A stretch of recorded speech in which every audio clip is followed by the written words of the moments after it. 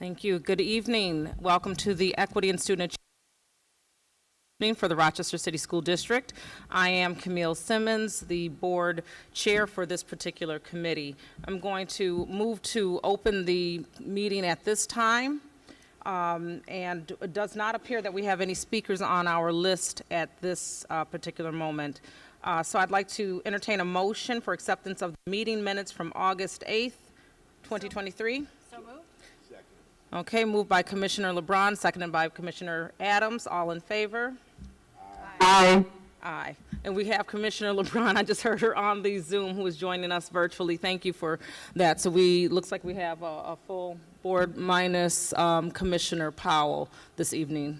I'm going to open this meeting. It looks like we have a light agenda, but it is actually not as light as it appears. We've had several conversations around school reconfiguration and what that means for the district. We've also had continuous conversations around our district footprint and how we need to go about right-sizing and reevaluating how we do education here in the Rochester City School District. So without further ado, I'm going to turn the meeting over. Again, we're going to be talking about school reconfiguration. We as commissioners did vote, I believe unanimously, on a configuration that would go K through 6, 7, 8, and then 9 through 12, which will streamline how our grade levels appear in our district. We again also talked about our district footprint, and so Superintendent Peluso, the mic is now yours, sir.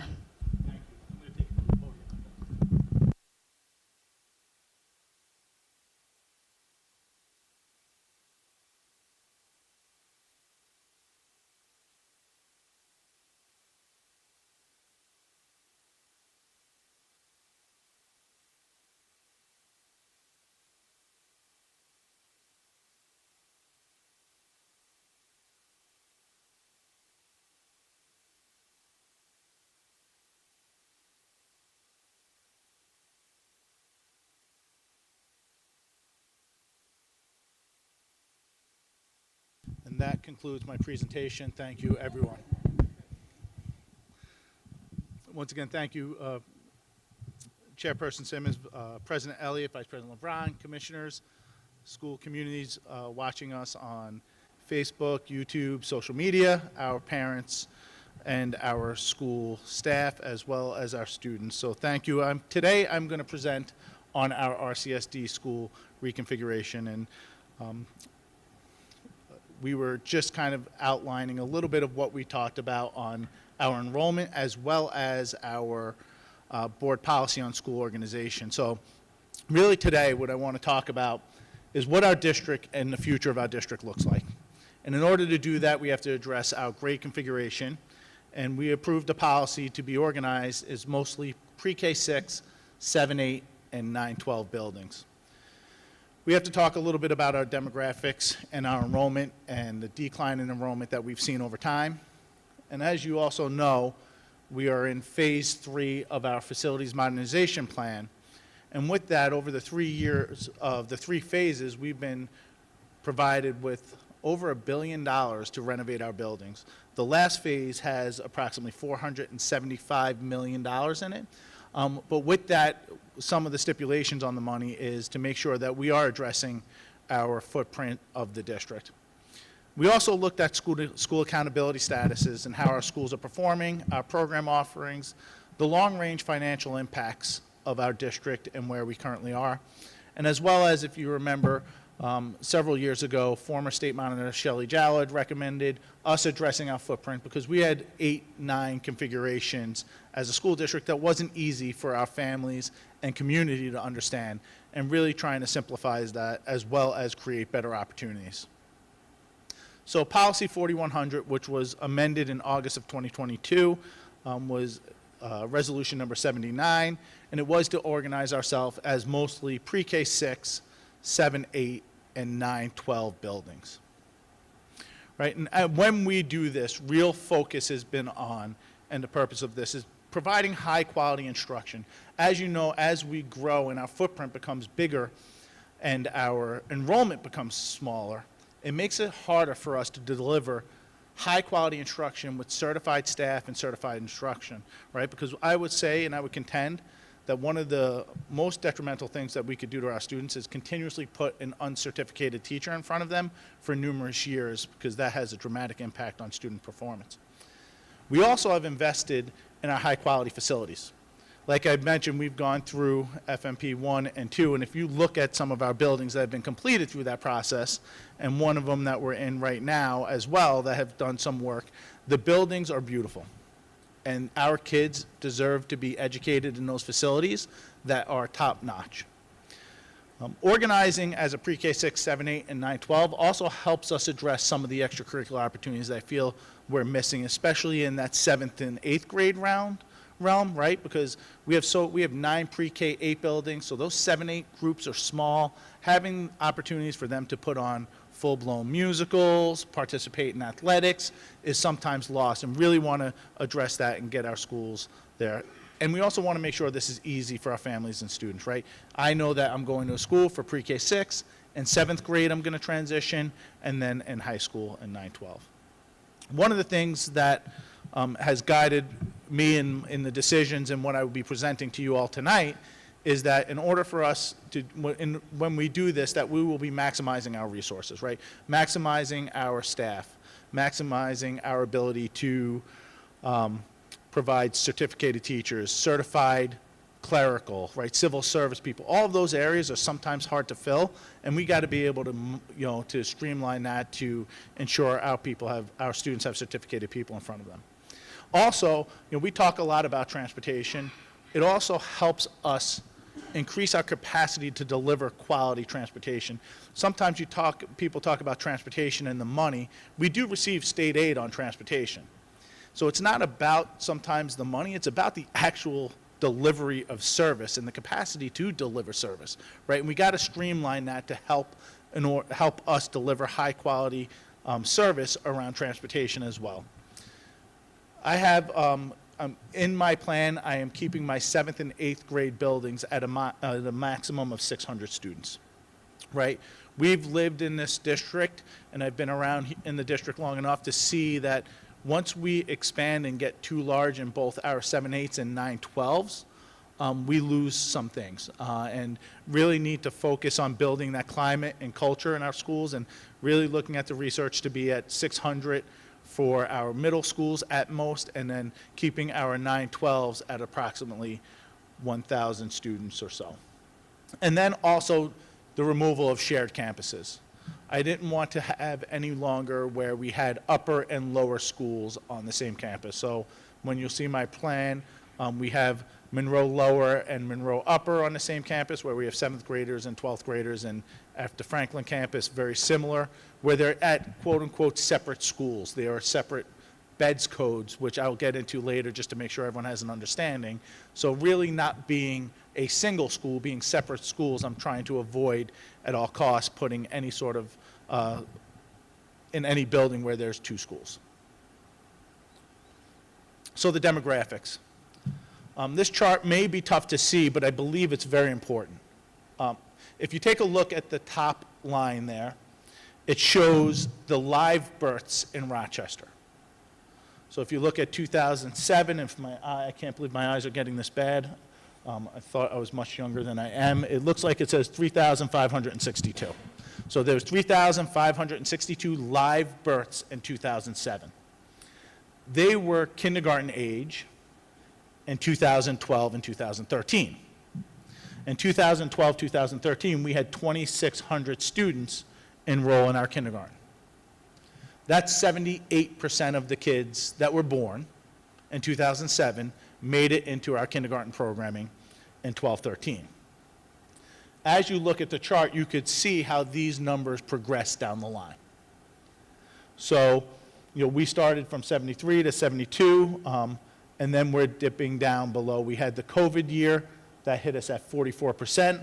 Families had made some decisions not to send their kids to kindergarten, whatever it may have been. We dipped. We had a slight increase the following year of 57% because we saw those children enter our kindergarten, and then we dipped down again to 48%. So right now, roughly 50% of our children that are live births are born in the city are making their way into our schools, which is different than the 73% that we had 10 years ago, right? So we're seeing a decline, and what happens here is those become our cohorts moving forward, and a cohort is a group of students, right? So as those numbers decline, they'll continue to decline and continue to go through our high school in smaller numbers through K, 1st, 2nd, 3rd, 4th, through 12th.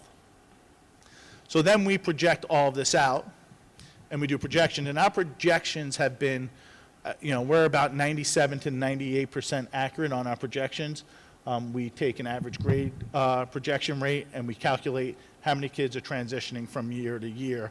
And these numbers are tough to see, but this year for K-12, and I want you to just be careful because on both sides I'll say pre-K-12 at some points, and then I'll say K-12, right? But when we look at K-12, those are our enrolled students, that are in our buildings, right? Pre-K kids are in our buildings, but they're not mandated to go to school, right? But they are taking advantage of our pre-K. Our K-12 enrollment is 19,590.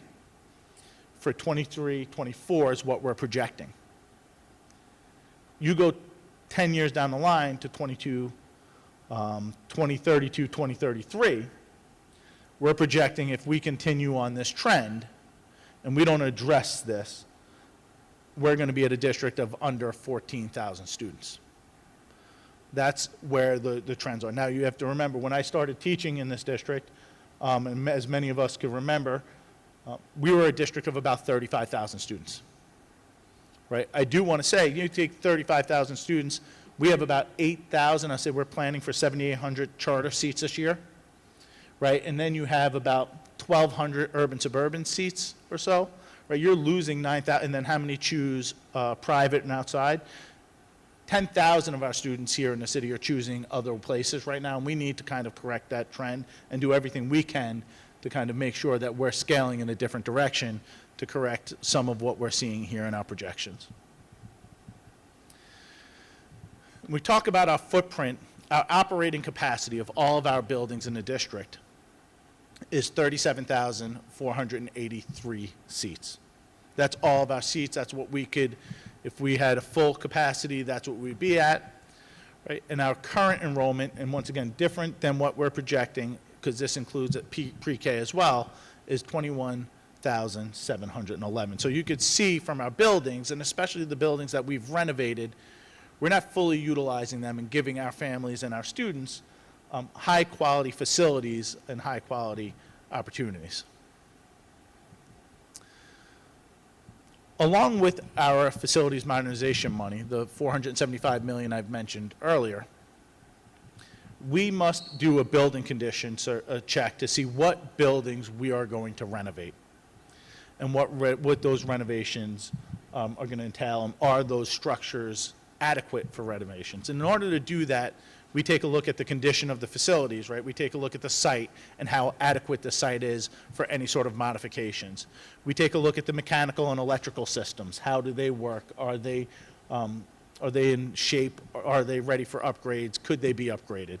We take a look at the internal environment of the school, the vehicle and pedestrian traffic in the neighborhood, the infrastructure of technology, the historic preservation or aesthetic values depending on the school. Are there any critical repairs pending? And then the operating cost of the building. And basically those go into a rubric and they're scored. And what you're going to see in my next slide is a scores of buildings that have not gone through Facilities Modernization Plan 1, Phase 1, have not gone through Phase 2, and are not slated for Phase 3. So those schools, obviously, we're not going to rate because we're not going to do anything to those buildings. Right? We're not going to close a building that we've just renovated, that we just put millions and millions of dollars in. We're also not going to touch any building that was built in the 90s, our School 45s, our School 8s, those buildings, and then any building that has a rec center as well, we're not touched. So these are the ones, and this is how those buildings scored in those rankings. So we took a look at all the buildings, we looked at how they ranked, scored, and where they're situated. So here you'll see schools in the South Zone, in the Northeast, and the Northwest in terms of how they all, where they fall, where they sit, and how they ranked. We also then took a look at accountability status, and this is all information that we have to prepare and plan for on our facilities modernization. So when we submit our facilities modernization plan, we need to make sure that it includes all of these elements. We looked at the accountability status, and as you know, last year there was a reset, as you may know, of accountability status. The state did a complete reset, so some of our schools fell into our CSI programming, which is, CSI is the bottom 5% of the schools performing are at a CSI level. And then you have LSI, which are the top performing schools, which are good standings. And here you see schools that are host to offices and programs as well. So all of this is taken into consideration, as well as what's the school choice. So you know we have a lottery choice, and in kindergarten, families make a choice for schools. And we take a look at what is, how many families chose what schools and what was their choice selection. So here you'll see for this school year, when we're done with school, the school choice process and the lottery process, these are the number of families that had elected these schools. So this kind of give you a school choice picture. So all of this information is collected and considered when we're making determinations on what buildings that we're going to close. And I use the word buildings there because buildings are different than schools, and I will get to that a little bit later. One of the other things we did take a look at, and we asked the city if there's going to be any developments that are happening in the areas that may increase capacity of students in the future. So we kind of looked and saw where there would be potential of seats, and we used that information just to make sure that if there was any sort of development, that we would have enough seats for students to interact in that. The other thing that has to be talked about is the long-range implications and the cost to carry what we currently have in inventory. Once again, our overall footprint and capacity, as we expand, right, it's more buildings to service, more buildings to take care of, more buildings to staff, and if our student population's not there to fit that need, you know, we're expending ourselves and extending our resources far beyond what we need, right? And we need to be fiscally responsible in some of those decisions. It also helps us address the number of vacancies and non-certificated staff. I talked about that earlier, but as we carry these vacancies, excuse me, and certificated staff, non-certificated staff, those become, you know, costs to our taxpayers, cost to our community, cost to the district, and we want to make sure that we're maximizing our certificated staff as much as possible. This year, I had the fortunate of building the budget. When I was fortunate to build the budget, I built the budget on foundation aid increase that was owed to the district. So we had foundation aid that was owed to the district from previous years when the governor decided to make us fully funded. 2 years ago, we got 25% of that funds. The year ago, we got another 25%, and then this year's budget, we received 50%. So I had $47 million additional to balance my budget this year. That helped alleviate some of these things and long-term costs. Elimination of federal stimulus funds, which the ARP, some people know as ARP, will be going away, and there's some cost to what we put in those monies as well that will be ours coming on. And then the increase to carry and staffing. So every year we turn over the clock. I say this all the time, that from June, once I wake up on June 30th and I wake up on July 1, no matter nothing changes, I just incurred $30 million, approximately $25 to $30 million of additional costs, right? 3% salary increases, 3% on contract increases, all of those increases on an $800 million to $1 billion budget, how it's been over time, become additional costs that we have to carry, and 3% of that ends up being that $25, $30 million. So there are real budgetary implications. I will say, as a whole, we're in very good financial position in this district, probably a position that we've never been in before, as long as I can remember. We're going to be healthy fund balance-wise. We're going to be healthy in savings. We're going to be healthy if there's, God forbid, an emergency where we have to dip into. But that doesn't mean that that becomes the money we use to balance the budget and deplete that over 5-6 years. We've seen what that's done to this district and this community, and we don't want to be there again. So addressing the financial needs of our district is very important when we talk about, what we're doing in terms of capacity and what we're doing in terms of servicing our kids.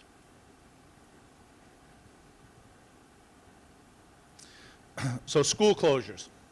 I want to talk terminology now. School closures have what's called BEDS codes. And a school closure is when we close a BEDS code, means that school will no longer exist. Remember I have buildings that have K-8s in them. So those K-8s are now going to become pre-K-6, increasing capacities in those pre-K-8 buildings to take more kids. So therefore, the footprint of the district is going to be hit, will be looked at in elementary schools, because pre-K-8s currently have X amount of kids. Those 7-8s will be going somewhere else. So school closures are schools that it would be the BEDS code is terminated and no longer in existence. Different than a building closure.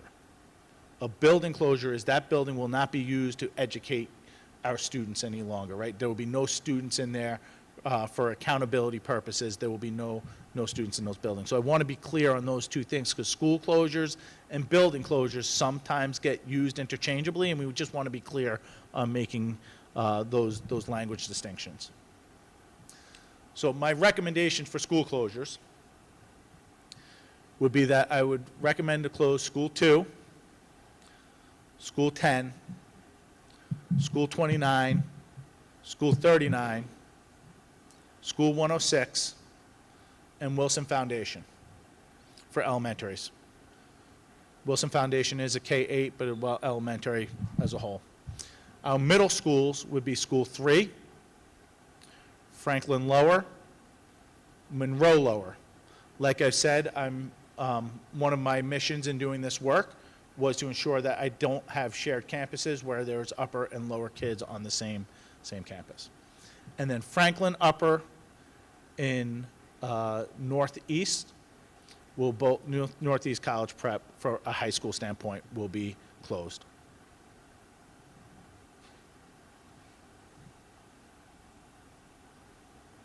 Building closure. This is a brick and mortar building that will no longer be needed by the district and is either held by the district or returned to the city.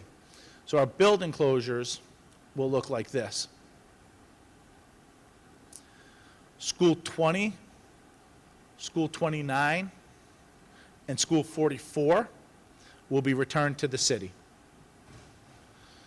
School 39 and School 106, those buildings where those schools are currently housed, will be held for potential swing space for facilities modernization.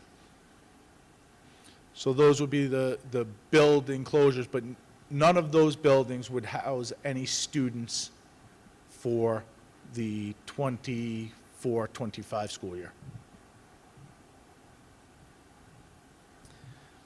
So we started this about pre-K 6, 7, 8, and 9, 12. Some of the changes with this is currently at Freddie Thomas campus, School 25 and School 53 are situated 2 elementary schools there.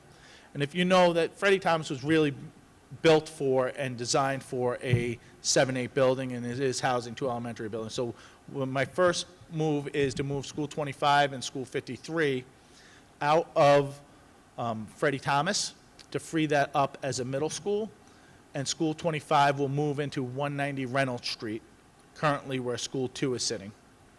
And School 53 will move into the Dr. Walter Cooper campus, where School 10 is. We will open new middle schools, a new middle school at Genesee Street, right now where Wilson Foundation Academy is.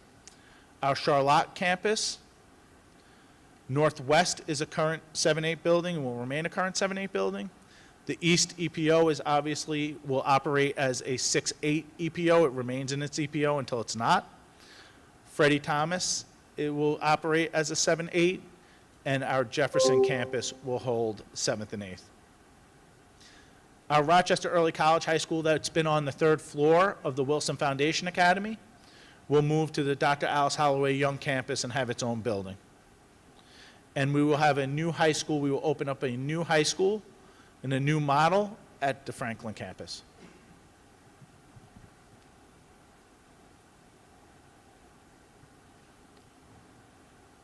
Just as an overview, these would be the schools by zone that we have in the district.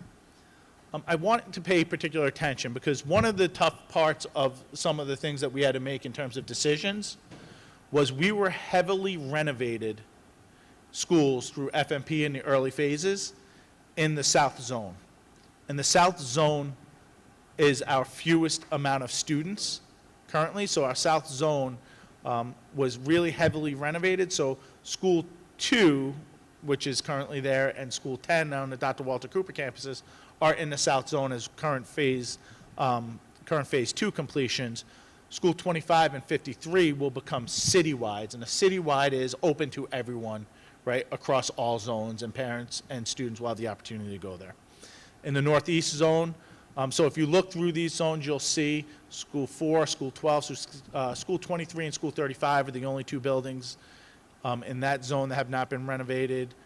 46, 52 have not been renovated. You have 42 and 34 in the Northwest that have not been renovated. So those would be the non-renovated buildings left in the district for elementary.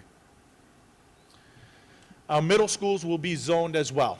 So one of the goals that I have in this is to help with transitions for our families and our schools, that we know where our kids are going from one place to another.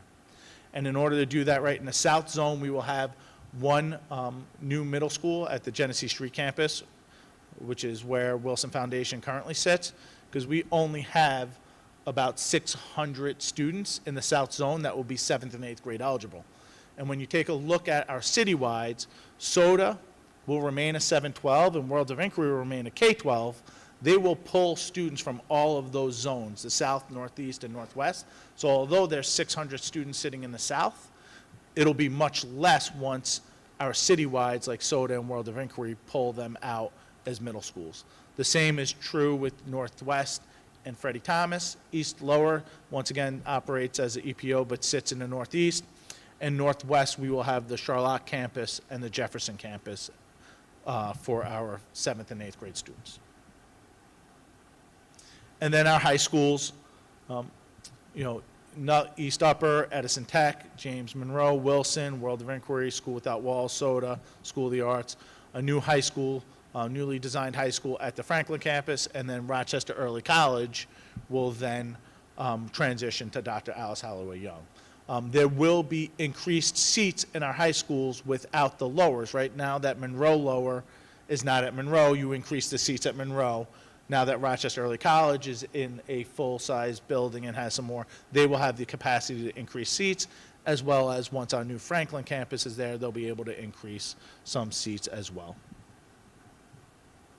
So just from an overall visual of the district, so you can kind of get the overall configuration, right? Our South Zone, Northeast, Northwest, this is the whole district and what the footprint will look like beginning in the fall of 24-25. And what the middle schools would look like in each of those zones. And remember, those bottom sets, if you look on the side there, those high schools are not zoned, and they're all citywides, as you could see. That gives kind of the overall scale of what our district looks like. It's, for me, it's easier for our families to understand, right? I know what I'm doing pre-K 6, I know what I'm doing 7-8, and I know what I'm doing 9-12. So what does this mean for student transitions as we go to 24-25?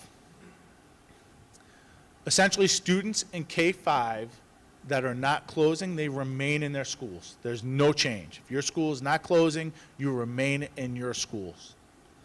7th graders that are in the Northwest, Soda and World of Inquiry, they would go to, that says East Lower, that should not say East Lower, sorry, that's a mistake there.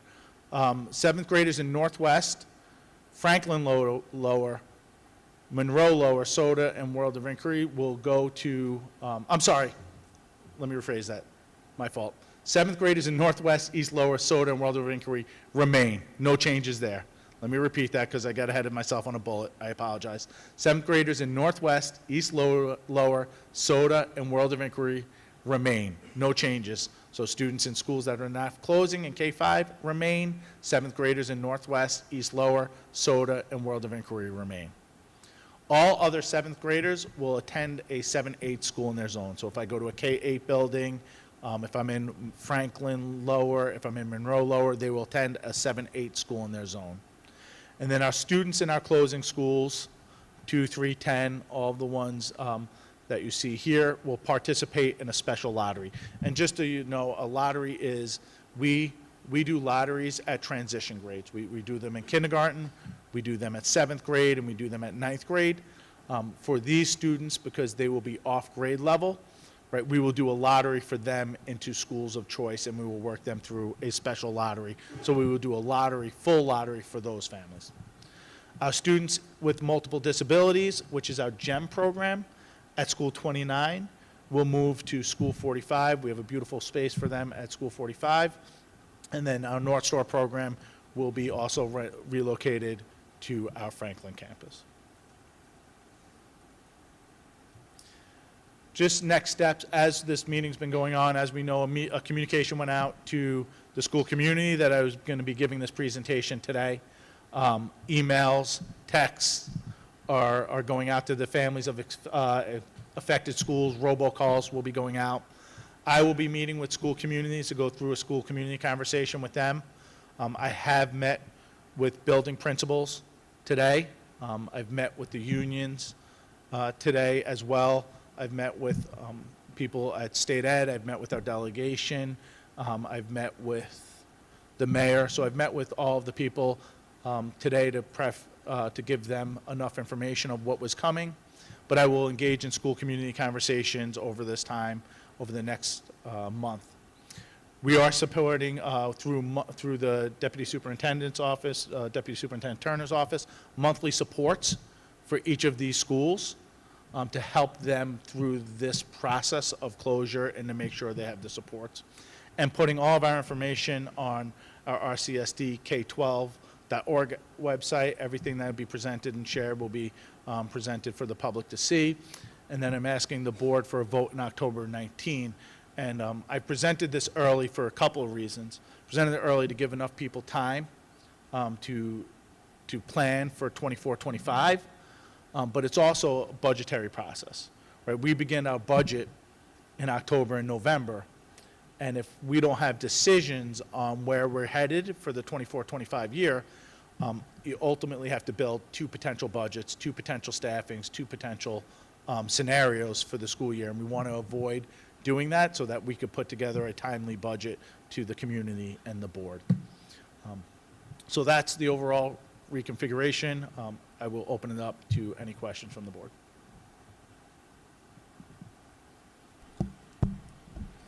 Thank you, Superintendent Peluso, for that very comprehensive breakdown of what this reconfiguration, school closing and building closing will look like. So at this time, I want to open up the dais, I guess, to my board colleagues to share any questions they have. I'll start at this end, Commissioner Patterson, if you have any questions or thoughts around what we just heard this evening.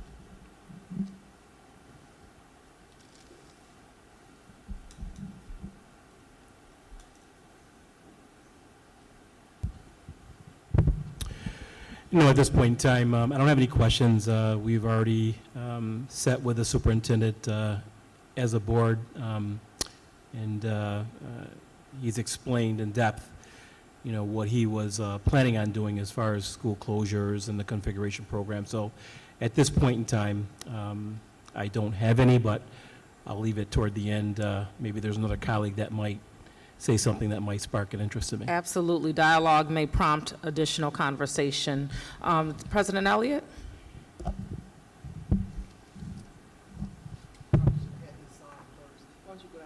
No problem. Oh, I'm sorry. President LeBron? So I think I have it on now. So I would just say to my colleagues that, as you know, as the superintendent has presented to us, these are difficult decisions, and we'll begin to hear from the community the reasons why certain schools should not be closed. And I know that these are difficult decisions, and so what may happen is that we may hear something from our community that may want us to, make some changes. And I would just advise my colleagues around this that we be careful about that. These are difficult decisions, and not to say that what we may be informed about in our community would not resonate and have some impact. But I just want us to be careful, because every school that the superintendent is recommended to us to be closed, everyone may want to have their school to remain open. And so we just have to be mindful that we cannot continue down this road of having schools that are open that impact our financial bottom line. So I would just offer that to my colleagues. Thank you. Yeah, so I have more comments that I would like on public record. First and foremost, I know that the decision to close schools is never an easy one. This is going to be my third lived experience with a school closure when my girls were older. I've said this many times on the dais, but they went to school 6. School 6 was closed, and it was a horrific experience as a parent being navigated to a new school. In fact, I was so misinformed that my kids ended up at school 28, even though I lived on Wilson and North Street at the time and did not drive and have transportation, and how jacked up that transfer of like the impact of closing a school, moving us to a school, and sort of not even having a choice in that decision, how impactful it was in my life and in my children's life. And then fast forward, even in my 30s when I was driving, having a child go into school 1 in kindergarten, and then thinking we're gonna be here for the next 6, 7 years until she graduates, and then 30 days into the school year finding out that they're closing the school. And again, having a board member show up, talking to parents and feeding parents a bunch of stuff that they never delivered on. And I want us to be cautious about that.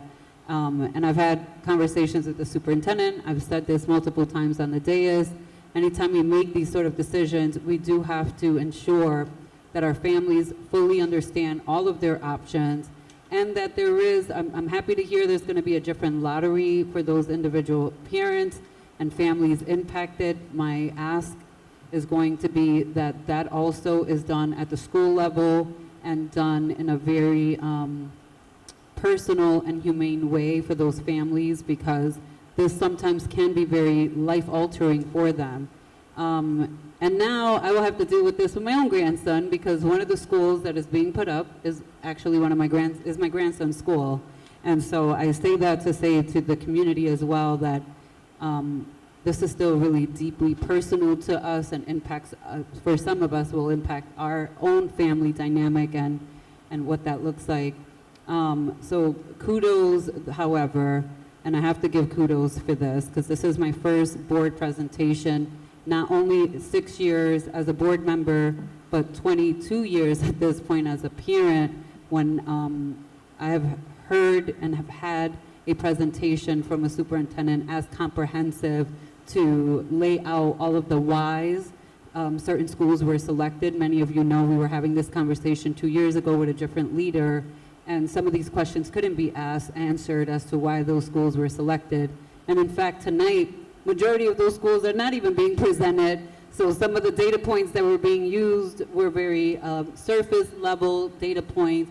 And on top of that, they were not as comprehensive and as inclusive. So personally, I always like when we make decisions broader than just the district. So to hear that birth rates were looked at, upcoming projects, upcoming potential growth within the city of Rochester, and the feasibility of that, or the feasibility of it not happening.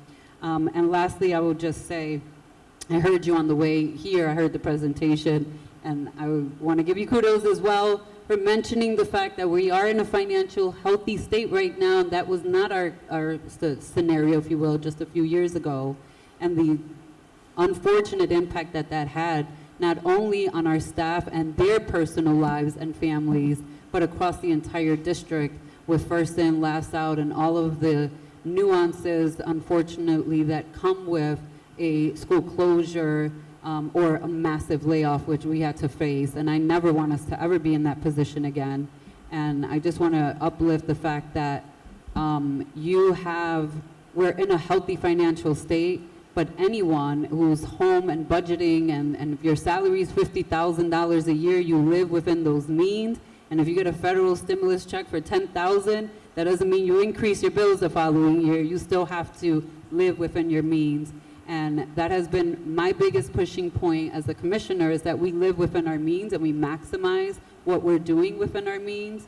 And so thank you for uplifting the fact that although we are financially good right now, long-term wage, that is actually tied to our enrollment and how we get our funding. And so all of that will have an impact as we move forward. Thank you. And that's all I want to say. Thank you, Vice President LeBron. I think I'll refrain from my comments for a moment, and I'm going to go ahead and move over to, I think I'll go to the other end and circle back in towards myself. So Commissioner Adams? Yeah. I just want to say, my favorite school, everybody know number 10. Both of my kids went to number 10 school, so it's like, it's always been my personal favorite. It's on the list, and I just want the community to take a look at why. These schools are on the list to upgrade the district. District we need to upgrade this district. We're just out of compliance with a lot of stuff, man. And I totally support this transition. I know it's going to be difficult. It is. We're going to get a lot of pushback. My email's probably starting to fill up right now. But I just want the community to look at the why and know that this is actually an upgrade. With that, I'm done. First of all, thank you for your work on this. I know your team has been working for months, and we have a lot of difficult decisions ahead. I agree with everything that's been said so far by my colleagues. More than questions, I just have several comments and just maybe concerns that maybe can't be answered now, but could on the question log. As we look at massive cuts that are going to impact directly students and families, I think we should also consider, moving forward, what cuts are we making to our central office at the same time? Whenever we're considering any cuts, things that directly impact our students are the most concerning, and the people who work with our students day in and day out. So that's one concern that I have, and want to make sure that there's some equity in that district-wide, so that we don't have a top-heavy organization.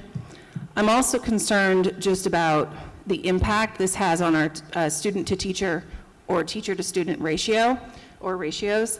What are those expected ratios going to be? What are expected class sizes going to be as a result of this? And I want to ensure that not only all of our students have an opportunity for those great outcomes that we want to focus on, but what is going to be the impact on our special education programming? Is this going to allow us to better our services for those students, or will those students be at risk? Other vulnerable populations, our ELS students, our refugee students, we have a lot of at-risk students, and I want to make sure that they are still have those teacher ratios that ensure that learning outcomes can take place.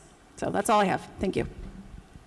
And I just want to address just a couple of those, because I could answer some of them right now. I wholeheartedly agree, right? And I am doing an efficacy study of central office and the positions of central office and how we're organized as well for a district of 19,000 students currently, and how we'll be organized for 13,000, right? Because truth be told, in 35,000, you may need one person to do one position, but in other times, as you get smaller and you go to smaller districts, you'll see some people do multiple types of positions, right? Because it's a different type of workload once your enrollment declines. So I am having a look at what our organization is centrally to support our schools in a way that is fair. So I am looking at that. I do believe our special ed continuum with our chief of special ed. She's already looking at what that looks like in our bilingual programming. Absolutely, both of those have to be overlaid and gone across. Some of the problems we're seeing now is now we're so big that if with our consent decree, it says we need to open another class for a student because they're transitioning to a certain program in that building. And our consent decree talks about transitions of kids and how we limit the transitions of kids, right? What ends up happening is we end up opening a class that it ends up being really small with a non-certificated teacher because we can't find that special ed teacher or that bilingual teacher, right? So my whole focus on this, there's two things. I could have easily said, let's kick the can down the road and let's use $30-40 million of our fund balance and continue going. But I don't believe that's good for our kids, and I don't believe it's good for our educational programming. And this, I believe, gives us a size and the capacity to deliver high-quality instruction for what our kids deserve. Because this is the harder part to do than the other thing to say, let's just keep on doing what it is and let it be someone else's problem down the line. And I'm not going to do that. I'm going to address this as best I can now.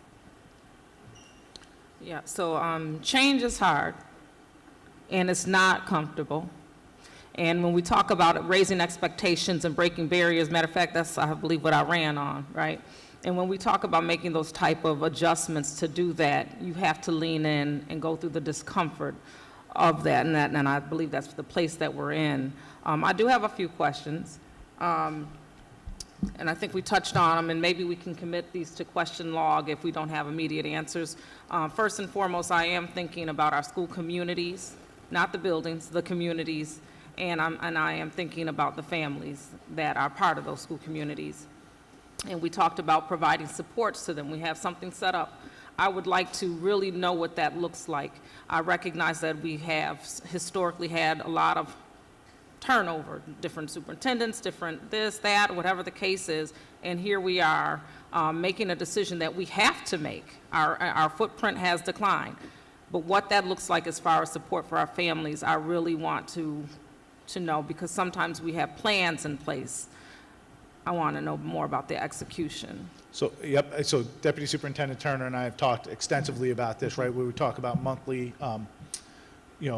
circles, right? Having conversations, family conversations as well. We could get some detailed information and get that to you and the board, even in a Friday letter, and we will post it on our website and get it to those impacted schools as well.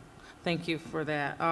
Also, we talk about this as an opportunity. I believe you touched on it a little bit, but we have a disproportionate number of our special education students, for example, or even ELL students situated in various school buildings, and that's not always equitable, although we know that we're not just going for equity. We want to go for justice, where we don't have to ask for equality equity, right? We want to have justice. So what does that look like as far as the redistribution or making sure that students have supports throughout and our school communities are set up to support students in that manner? So I think first and foremost, you have to build your continuums first before you build your other schedules, right? And so what's happened in our systems over time is who has space gets a class, which increases, and you see that I even see that with pre-K. You can take a look at some of our buildings that have high numbers of pre-K classes too, because they had space, and we say, okay, we're opening another pre-K class, one's closing here, like let's put it here, right? There's no strategical process in terms of determining what is going to go where and when.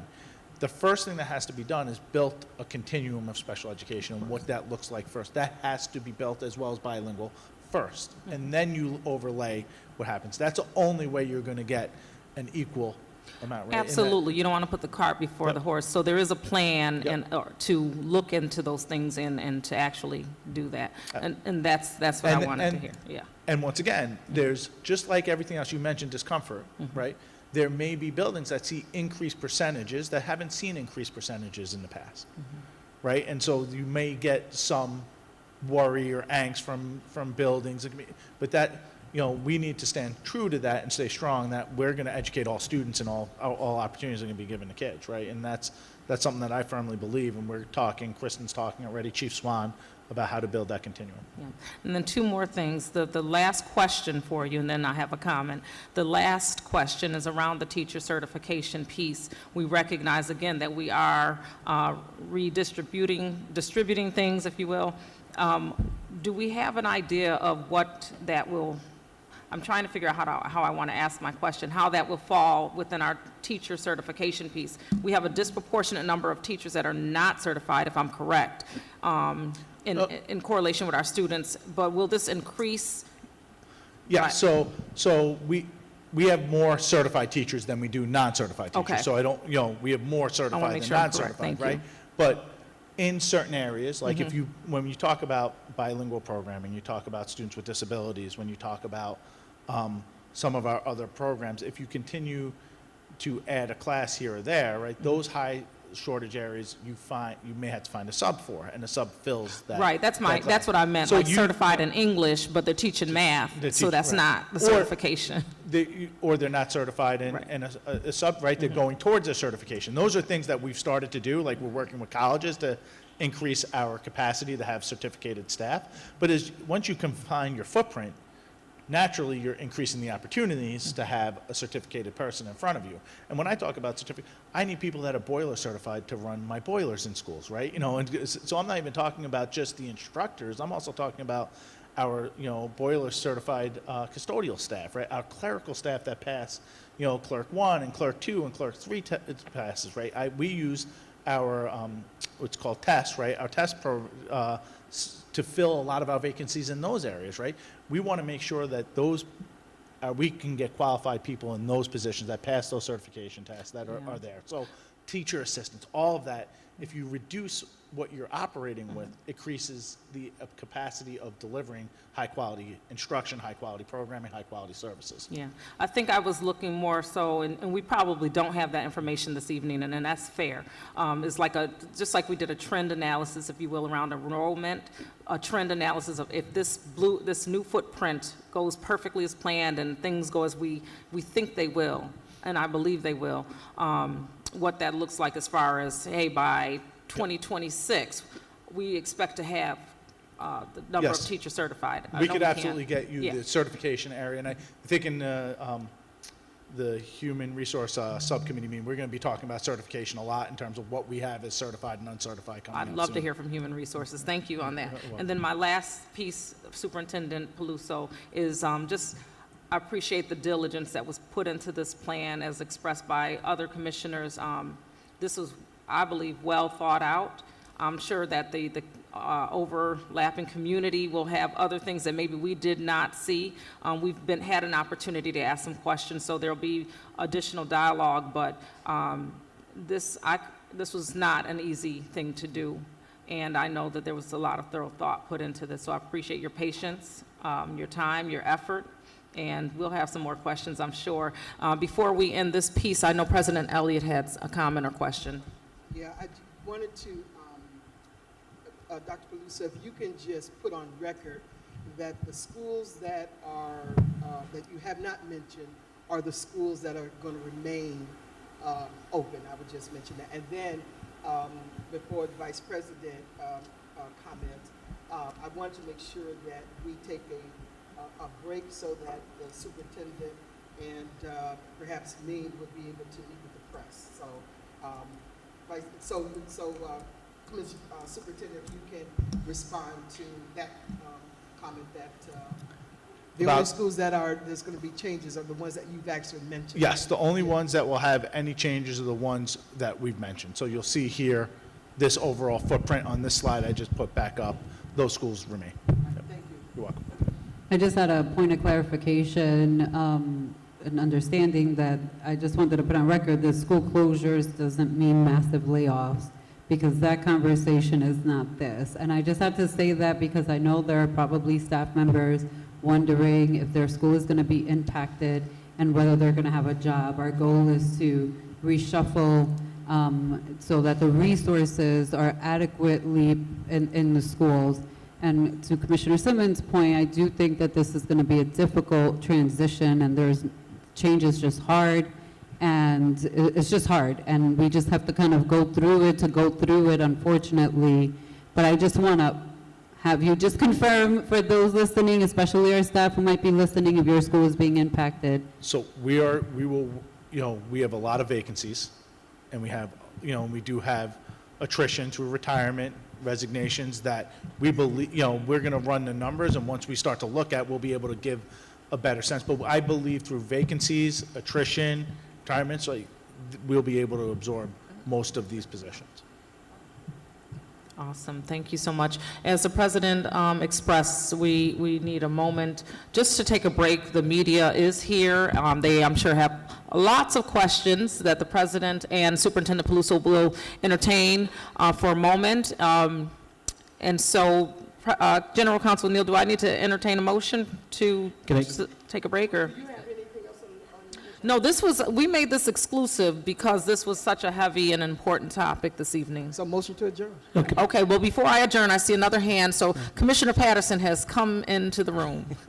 Quick question, just for confirmation, because I am receiving, obviously, text messages and things like that relative to clarification. So when it comes to East, I just want to make sure that I didn't hear something incorrectly. They're not affected by this. East EPO remains we have a contract with the East EPO that runs to 25-26, right? So that remains in play, and nothing changes with the East EPO. Okay. Nothing changes with the East EPO. Okay. And I just want to make sure that Superintendent Locker has time for them to meet with media, or did you want to? Oh, okay, I got you. So at this point in time, we actually don't need to take a break. I'm gonna entertain a motion to adjourn the meeting. Vice President LeBron, motion. Second, Commissioner Malloy. All in favor? Don't forget your board surveys, and we're out. Thank you so much this evening.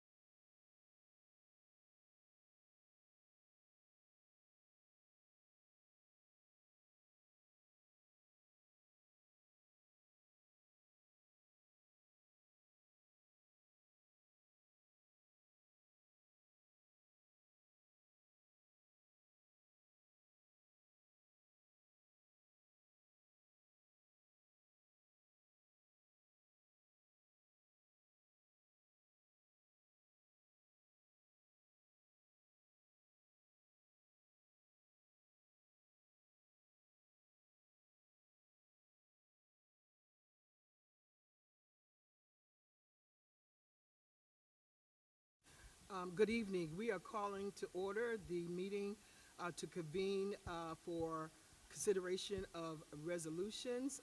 This is September 12th. We just completed our Equity and Student Achievement Committee that talked about the school reconfiguration and school closures, and so we are convening to consider resolutions. But prior to that, we have a presentation from Naraki Smith, who's our claims auditors, and so I'm going to ask them to present a review of the 2022-23 year end and the July 2023 claims audit report. I think we may have. Good evening, Good evening. and thank you for having me. As was just mentioned, I'm here to present the year-end claims audit report for 2022-2023 school year, as well as the July 23 claims audit report. Before we get into the results of this year's audit, I would like to just shed some light on how we arrive at those results by describing our claims audit services. So our claims audit services, which are performed on each claim made against the district, are to verify the accuracy of invoices and claim forms that are submitted, verify that they are properly authorized as well as legitimate expenses for the school district, that purchase orders have been issued in accordance with board policy and applicable laws and regulations. We also perform a comparison of the invoices or claims with previously authorized contracts and agreements that the board has made, and we are also the final approvers before any of the payments are made. So we just wanted to shed some light on that in terms of how we get to the results for the current year.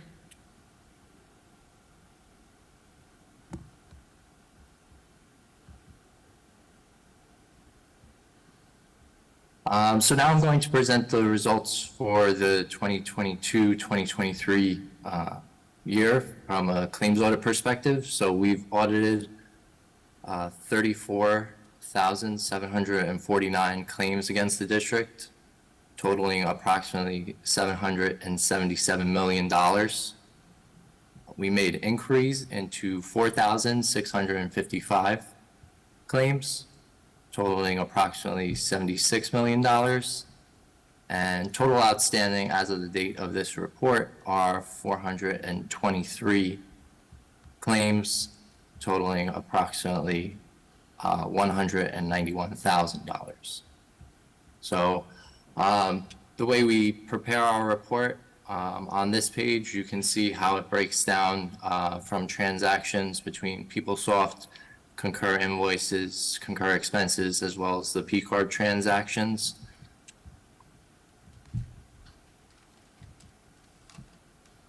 And are there any questions so far on the report? Any questions? Nope, no questions. Okay. So with our year-end report, we do make recommendations for approval of processes. The first recommendation has to do with invoices that are dated over 90 days. And our recommendation to any district is always to process invoices as soon as possible. We understand that sometimes this is a lag in mail or a lag in obtaining authorization, or that the district wants to verify that services are actually have been rendered or goods have been provided.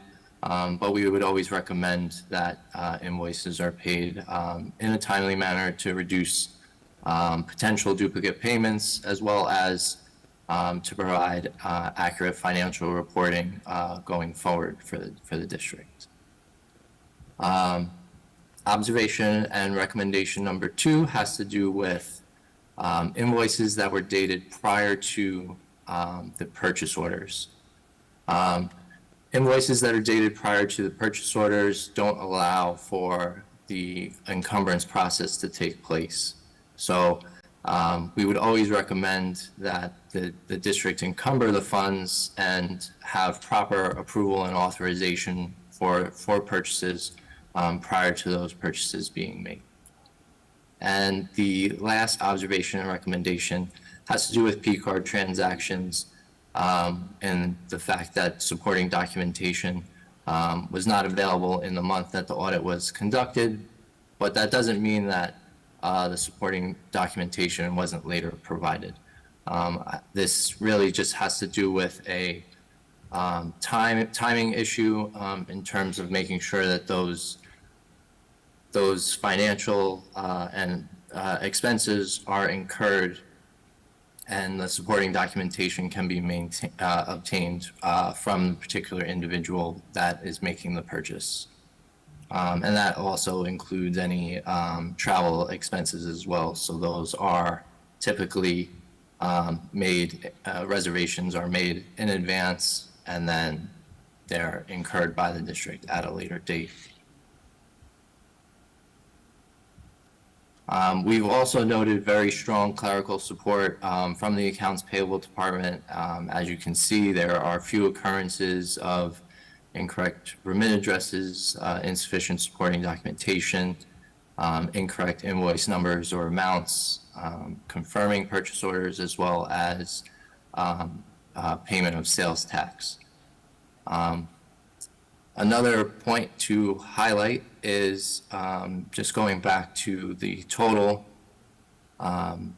values here, and as well as the observations and recommendations. It's very important to point out that there has been a reduction of approximately 150 increase this year compared to last year, but more importantly to note, there has been an increase in the number of transactions by more than 7,000.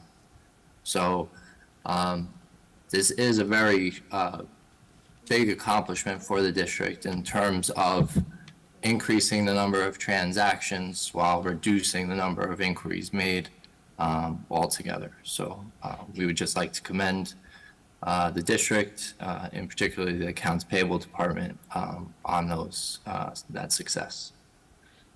There are additional additional exhibits we have summarized by each individual system, the number of transactions comparative to the number of inquiries from both a transaction as well as a dollar value on the left side in the bar graphs, and then the pie charts do indicate how those inquiries, what makes up those inquiries for each of the systems. And we have prepared that for each of the systems. Are there any questions or any thing that you would like me to go over in particular? Any questions for, can you tell me your name? Because I didn't get your name. My name is Richard Vituli. All right. Any questions for Richard? All right, you can continue. Oh, I'm sorry. Commissioner Patterson? I'm just going back. I just want to confirm that you said we paid out $777 million. Yes.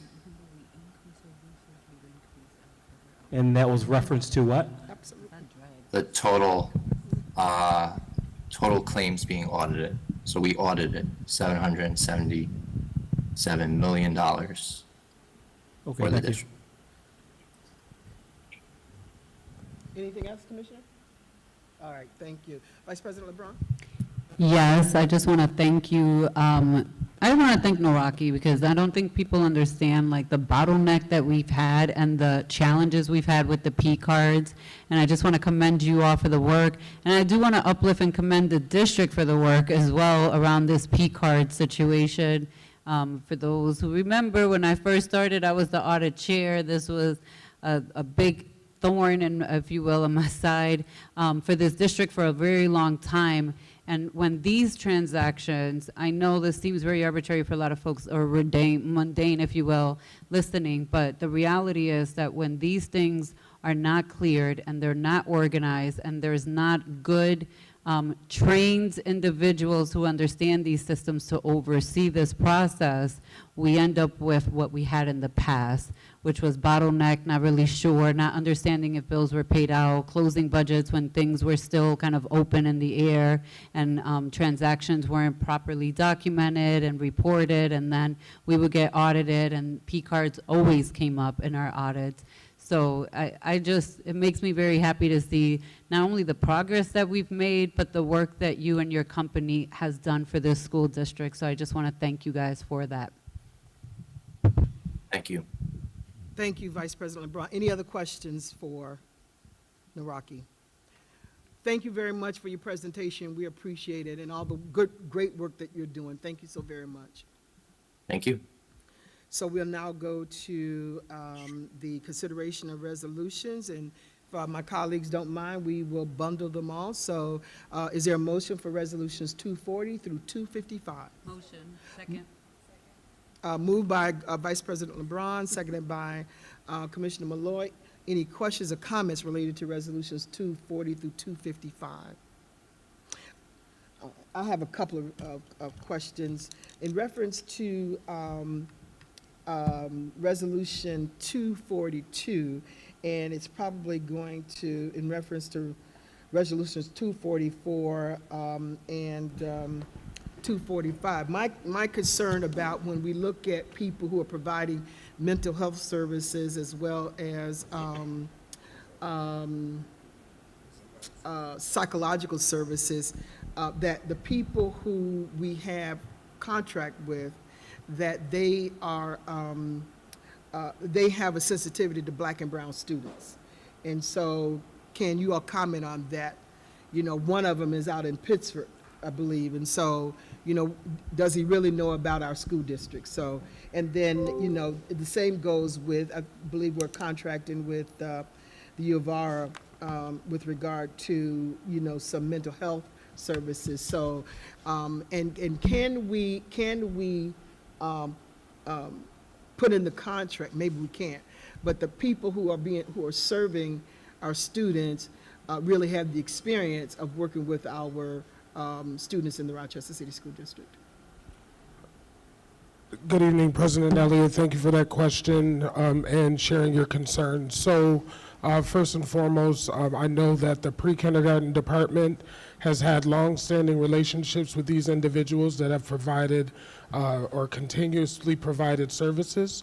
One of the things that I'm very proud of, and we're about to begin bringing more program evaluations, but those evaluations also include individuals at times, where we're actually looking at what is it that they're providing and do we have impact. So I know that this administration is going to be looking with a very critical eye to determine that these individuals are actually having an impact on the majority of our students, which are in fact Black and brown. That is very important to us all. So we will just ensure that you have that information in terms of what the programmatic outcomes are, you know, as we have services rendered. And just want to shout out to Leslie, who passed the civil service exam and is now permanent with us. So we just want to shout out to her. And as long as she put a T on my name, we'll keep her. Just saying, let us see the tape. Yeah. And then just lastly, and this question is to Chief Miller with regard to just a general question about resignations. There's been, in my tenure, I've heard that there have been, when staff come to me about the fact that they are resigning, they have actually been forced to resign so that they wouldn't get terminated. And so I want to just put that out there that, you know, that we are not, it just seems to be a threat. And that's the best term that I can use, that people are being asked to leave and to resign as opposed, for whatever reasons, not being terminated. And I'm not saying that it may not even be, well, it is a threat. Let me just put it that way. With staff over the years that I've heard, you either resign or I'm going to terminate you. And people may not feel that they have any recourse with that. And so I'm just putting that out there. I'm not really expecting a response to that right now, but to let people know that this board is aware that that may be some of the tactics that are being used within our buildings. And so that we are aware of that. So, President Elliott, I would just say that the district does not engage in that practice.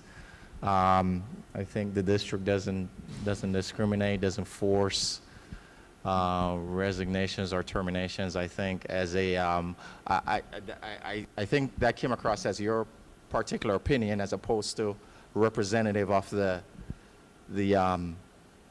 organizational or the district's practice. So I think that my statement remains. Right. It remains as your personal because, opinion. Right. But no, it's not my personal opinion. It remains because that's what staff members have come to me to share, and that they've been told they either resign or they're terminated. Now, I don't have all the details. You're right about that, but I've heard that a lot. Now, it may not come. It may come to central office different, but I understand games and I understand how people write things up. I'm just saying let's be careful of that because we may be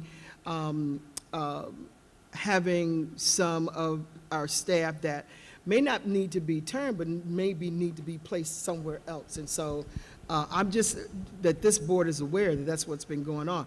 I've been hearing it since I've been here, that that's the kind of practice that's been done in this district. Thank you. I just want to add, though, that, and I get where President Elliott is coming from because I have had individuals share that with me, but I also know personally as someone who hires and fires individuals that if I get to that point with someone, I may offer an out for them as a resignation, but I'm already going to terminate them.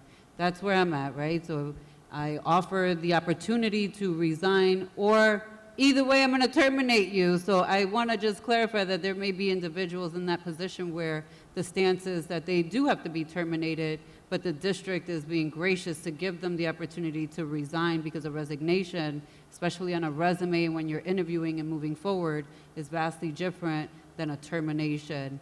And I know this is a very complicated sort of subject, so I just want to caution us, but I just want to put that narrative out there that there may be circumstances where an employee is going to be terminated and is offered the opportunity to resign, more so for their benefit, not necessarily the district's. Right.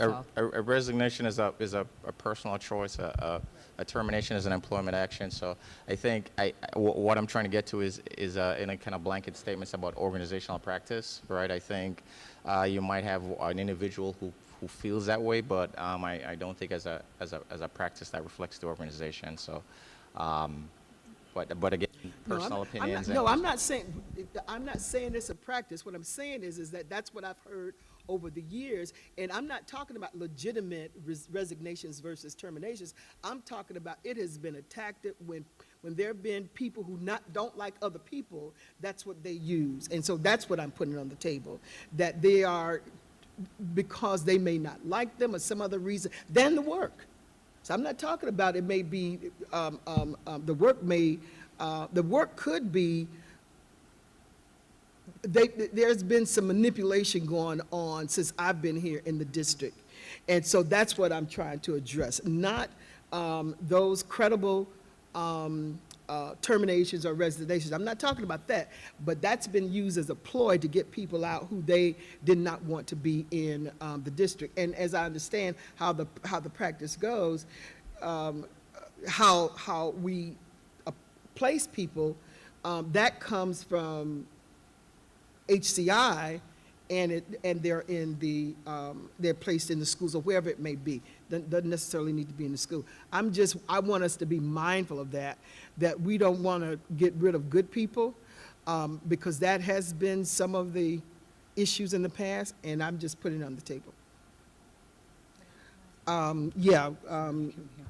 Sorry, Commissioner I got a Simmons? question. But I echo your sentiments, and I do want to say, you know, I think we hear a lot of different things, and we can't validate all information, but what I will speak to is just, again, the culture of our district. We want to make sure that not only our students are feeling supported, but that we are creating a culture of honor in this district. From the head it flows, and so recognize how we are treating people, because it is it's becoming there are conversations that happen, but I cannot weigh in on nuances that I'm not aware of fully.